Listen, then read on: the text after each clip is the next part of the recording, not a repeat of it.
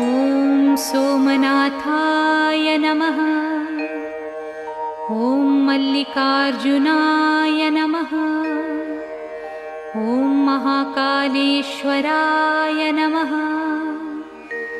ॐ ओंकारेश्वराय नमः। ॐ वैद्यनाथाय नमः। ॐ भीमशंकराय नमः। ॐ रामेश्वराय नमः। ॐ नागेश्वराय नमः। ॐ विश्वेश्वराय नमः। ॐ त्र्यंबकेश्वराय नमः।